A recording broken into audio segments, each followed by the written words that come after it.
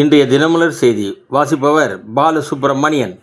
தமிழகத்தில் ஏப்ரல் 23 ஒரே கட்டமாக சட்டசபை தேர்தல். புதுச்சேரி, கேரளா, அஸ்ஸாமில் ஏப்ரல் 9 நடக்கிறது. மேற்கு வங்கத்தில் ஏப்ரல் 23 மற்றும் 29 தேர்தல் நடைபெற உள்ளதால் இந்த தேர்தல் பதிவாகும் ஓட்டுகள் மே 4 எண்ணப்பட்டு முடிவுகள் வெளியாகும். தமிழக தேர்தல் நடத்தை விதிகள் அமுலானது. ஈரானின் முக்கிய எண்ணெய் ஏற்றுமதி மையமான கார்க் தீவு மீது தாக்குதலை தீவிரப்படுத்தப் போவதாக அமெரிக்க முதலாளி ட்ரம்ப் மிரட்டல் விடுத்துள்ளார். கியூபாவில் நடந்த போராட்டத்தில் கம்யூனிஸ்ட் கட்சி அலுவலகம் சூறை. தொடரும் பாகிஸ்தான் ஆப்கான் மோதல், உச்சகட்ட பதற்றம்.